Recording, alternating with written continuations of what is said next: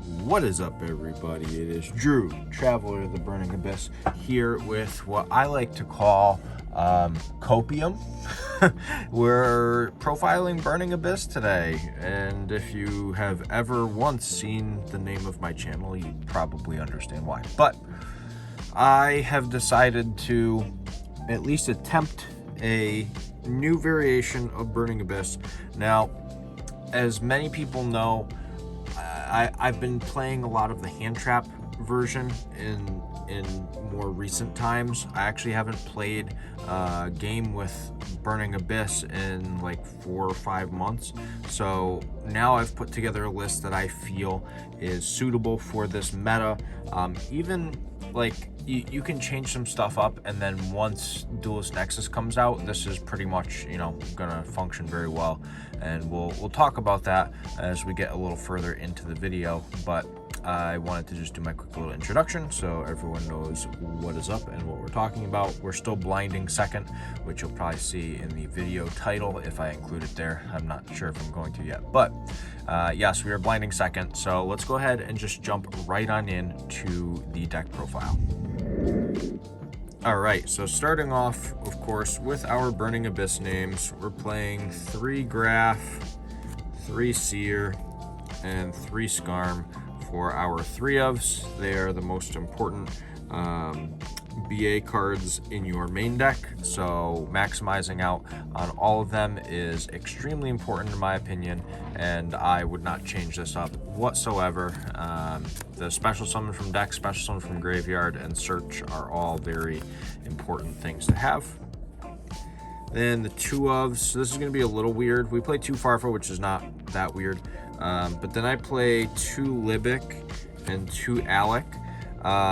So I wanted to have a lot of BA names because we're not really playing that many other like engine cards outside of Burning Abyss cards. We'll get to the other stuff, but basically I'm just going to lay out the rest of the BA names along with these. We have 1 Barbar, 1 Calcab, and 1 Rubik. So in total, I believe it's 17 or 18 total Burning Abyss names. I believe it's 18. So you want to guarantee that you see 2 of them at the minimum in your opening hand. That way you can just make a Zeus, seeing we're blinding second. So I decided to play multiples of the Libic and the Alec because I felt they were probably the best options to play multiples of outside of the Farfa. So you could play other 1-ofs if you want to, like you could cut one of them for like a Drahig and a Calcab, but I don't think that's nearly as good. So yeah, those are the Burning Abyss cards that we're playing. That would be all 18 of them. And then we play 1 Tour Guide and 1 Rhino. I don't think there's a need to play more than 1 of either of these cards currently in the state of Yu-Gi-Oh! So yeah, and the Tour Guide is searchable off of Skarm, so that's even more reason to not play more of it. And then the last monster we play is 3 copies of Gameciel. Yeah, Gameciel is really good.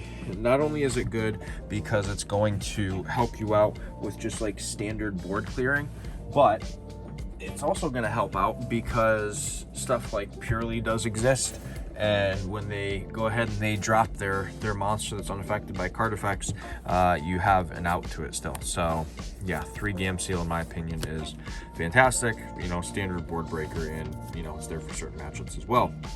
But those are all the monsters. The rest is all spell cards. We're not playing any traps. This is so I'll just spoil it now. This is a board breaker variant. We're just playing a bunch of cards to break boards, and I think that's actually like really, really important. So obviously you saw the Gameciels just now, and you're going to see a lot more cards that break boards. So not only is Gameciel good against stuff like Purely or cards that negate, it's good against a Rise Heart. And the other stuff that's good against a Rise Heart, something like Book of Moon, is also fantastic against a Rise Heart. So 3 Book is really good. It's good against anything that puts up like negation stuff that you have to like set face down. So that's, pretty important to note. So 3 Book in my opinion is fantastic in the current meta. And then we're playing some heavy board wipes here. We're playing 3 Dark Hole, 3 Raigeki. Then I'm playing 2 Lightning Storm and 1 Duster. So yeah, that's a lot of board breakers that we have, and for good reason. I think it's worth doing this. If you want to play like Thrust in some capacity, I suppose you could. I personally decided not to. I love Thrust, but I don't know, finding room for it in here was difficult. You could cut the extra BA names to fit Thrusts in here. You could even like cut down like a Raigeki, a Dark Hole, and a Lightning Storm and play 3 Thrust, and that's kind of justified, I guess. But yeah, those are some of the board breakers. Additionally, we have 2 copies of Talents. I don't think you need to play 3 of this. Like I said, you could play Thrust. You could also cut one of this for another Thrust. Yeah, I didn't want to like just, you know, throw 3 Thrusts in here and do that, because I felt like playing multiples of the board breakers was really good. So yeah, I decided to go that route, and so far I kind of like what I'm getting progress wise. Then for some searchability, deck thinning stuff, 2 Desires and 1 Foolish. Foolish is pretty much another BA name, which is kind of nice. You can bait out a negation with it, things like that. So yeah, Foolish is good, Desires is good. I was gonna play Prosperity, but when I decided to play Talents, I was like, well, if I have to draw 2 off of Talents, then Prosperity just becomes a little bit worse, because there's going to be situations where that happens. So I'd rather be able to like draw 4 cards in one turn, 2 with the Desires and 2 with the Talents, and, you know, see more cards in my deck than, you know, be stuck only getting 1 card off of Prosperity and then like maybe stripping 1 card from my opponent's hand, or maybe stealing 1 monster from their board. So yeah, I opted to go with the Desires instead of the Prosperity, and I think it's probably a better choice. But that is the main deck. That was kind of a speedy run. I didn't think it needed that much explanation to go through the main deck. I mean, it's basically just Burning Abyss engine plus board breakers. Like that's really what it is. That's the route that I'm going with this build. But let's go ahead and jump on over to the extra deck so you can see exactly what we're running. All right, so looking at the extra deck, you can see we now have these beautiful quarter century rare Dante's card is gorgeous, absolutely gorgeous. I think that in this build 3 is correct, and you'll see why as we progress through. There is some merit to playing Prosperity because of how my extra deck is made up, but you don't have to. I'm still kind of experimenting with how I want to run it, but like I said, with the Talents being a draw 2, I feel like, you know, this is probably the best route. But I will talk about some substitutes that can be made. So 3 Dante is a must, and then we play the Beatrice, and we do play the purple Dante. I think that this is just always something that I run. I think it's always correct, and it's never really failed me. So I'm gonna keep doing it. Then the other rank 3 XYZs, we play 1 Fortune Tune, 1 Break Sword, and 1 Alucard. Alucard is an interesting one, so I'm basically going to spoil the rest of the extra deck. We're not playing anything other than XYZ monsters except for the purple Dante. Everything else is XYZ, so 14 XYZs and then 1 purple Dante. I opted to not go with any links because I'm blinding second, and I'm literally just trying to Zeus Turbo. Like, my deck is basically Zodiacs. Like, that's pretty much the best way of putting it. Like, I'm just trying to put a Zeus on board and like just wipe their board and make it so they can't play. So yeah, these 3 are pretty darn good. Spot removal, back row removal, and this is, you know, if you know what this card does, you are definitely blessed to be playing it. Then I do play the DDD package because this says that your 2 BAs are a very, very like solid 4 material Zeus. You don't really have to worry about taking damage because he's 3k, so you just swing into whatever and it doesn't hurt you. So yeah, that's pretty important. Then I play 2 Downward Magician. I think that this is pretty darn good too because you can stack it on a Dante, you can stack it on anything else, and it really just progresses everything for you. So yeah, I think that 2 of this is probably correct. You don't always go into 2 in a single game, but it does come up. And then lastly, 3 Zeus, because like I said, this is Zeus Turbo. We're basically just XYZ summoning, then dropping a Zeus, and hopefully making our opponent just scoop the game up because they can't get through the amount of pressure that they're going to have on them from a Zeus being on board. But that is the extra deck. Pretty straightforward, to be honest, for the list that I'm going for. I do like builds like this. Like, this is a very interesting build to me, and I think that it just kind of functions the way I want it to. But we're gonna go ahead and jump over to the side deck so you can see what's happening for games that we can actually side cards in for. So games 2 and 3. All right, so going to the side deck, the only other cards that we play for going second are 3 Lava Golem and 3 Dark Ruler. Now, there could be an argument to be made to play something like Droplet, and like, I love Droplet. As many people know, Droplet in this deck can be absolutely nuts. The only thing that like concerns me is that Arise Heart is still running around, so I'd rather play other cards than Droplet right now. Dark Ruler No More post Duelist Nexus is insane, and so is Lava Golem, so they may make their way into the main deck and other stuff may come out of the main deck, depending on, you know, what happens with Duelist Nexus, in addition to a possible ban list somewhere in the future. So yeah, these are the only other going second cards that I play, but basically 6 more board breakers. That's, you know, realistically what we're looking at. And then if we know we're going to be going first, which usually is going to be our own personal decision, we are playing some trap cards. So 3 Anti-Spell, 3 Judgment, and 3 Dimensional Barrier. So these are just really good cards. I mean, there are going to be people who watch this and they're going to be like, wow, that's really toxic. And the answer is yes. Yes, it is. I am trying to make it so if I go second, I'm breaking your board and you're not recovering. And if I am going first, I'm going to make it so you cannot play the game at all.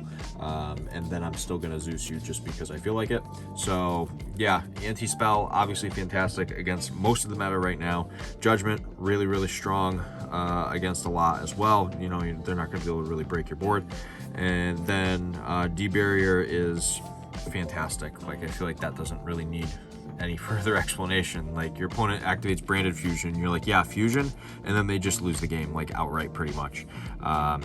So yeah, that's the side deck. That pretty much wraps up the entirety of the profile. I feel like this deck going forward is kind of interesting because you can really cater Burning Abyss to whatever you need to meta-wise, which is why I've stuck to the deck for like so long. I feel like it's just one of those decks where you can just morph it into the meta and it functions the way you want it to. So like I said, moving forward, things that can change post Duelist Nexus, I think that you know, something like your Dark Rulers and Lava Golems can go into the main deck because there's going to be those really big synchro negation boards that are going to come out, which I think, you know, you're going to have to do something about. Outside of that, I mean, you're not going to have a lot of consistency issues because you're just going to see BA names and board breakers. Like, that's the great part about it, is that the deck does what the deck does. Other than that, I don't see anything major. Like I said, I kind of covered the Pot of Prosperity thing. I covered the Thrust thing as well. I think that Thrust is more than playable, so please don't think that I'm saying you shouldn't play it. I think that Thrust is a great card. The other thing I kind of have to keep in mind is that, you know, Thrust is such a good card. It's like, all right, is this card going to get smacked around on a ban list? Because I can see that card going to 1, and yeah, then it's like, all right, now I guess we'll just main deck the 1. But if you guys enjoyed this, obviously so far, give it a thumbs up and smash the subscribe button. And I'm going to do just a couple test hands so you can see essentially what I'm going for and trying to accomplish with this deck. All right, so I'm just going to shuffle this up a couple times here. And then we'll draw our cards. I did power shuffle off camera too, so that should be good. 1, 2, 3, 4, 5. Keep in mind we're going second, so I'm going to start with the opening 5, and then we're going to grab the 6. All right, so this board, or this hand, just automatically wins already. This is about as good as it gets. We just we blow out back row or attack position monsters if they have it. If they negate, we Dark Hole. From there we can Desires, and we can go 5 and 10, and then draw 2. If they activated a monster effect, we now have Talents. So looking at what we banished 1 Seer, 1 Graph, 1 Skarm, 1 Farfa, and Tour Guide. That doesn't matter. You've wiped the board pretty much. So from here we Talents, we draw 2 more. There's a Graph, another Talents. That Talents doesn't matter. But we can Foolish if we want or need to. I don't think we do. But if we had to, we definitely can. But you can literally, like, normal Graph, special Alec, you overlay into your Stone King Darius, and then you make your Deus Machinex. You go battle, you swing, and then main phase 2, there's your Zeus. And it's as simple as that. That's literally all you have to do. You broke the board, now you have a 2-board wipe with Zeus, and yeah, that's as simple as it gets. I mean, that was perfect. Let's go ahead and do another one. That way you can see basically what we're going for functionality wise. That was the perfect example of what this deck does. You just drop your opponent's board into the ground, and then you get to play the game, and they don't. So mix this up again. Yeah, the deck does exactly what it's supposed to do, which is what I like about most with Burning Abyss, is that, you know, catering it to your needs makes the deck a lot more desirable in my mind, because I like to have something that just every single turn of the game it does what I want it to do. And because I built this deck specifically to break boards, it's just doing exactly what it needs to, and that's all that I could ask. So once again, let's start with 5. 1, 2, 3, 4, 5, and then we draw for turn. There's 6. All right, so we can definitely still break a board here. We can, if they have an Arise Heart, you could book Arise Heart, or you could Gam Seal it. It's probably better to Gam Seal it. So you Gam Seal the Arise Heart, and then we can Desires here. So 1, 2, 3, 4, 5, 6, 7, 8, 9, 10, and then we draw 1 and 2. All right, sweet. If they have back row, their back row is gone. Or if they have more monsters up, then you just wipe the monsters and the Gam Seal will go with it, whatever. And then literally same thing, normal Graph, special Barbar, overlay. Let's assume that it was monsters and we did kill the Gam Seal. In this scenario, you could go Dante if you wanted to. That's kind of your choice. If you're going Dante, you may not want to normal summon the Graph. You may want to. It's kind of up to you what you do.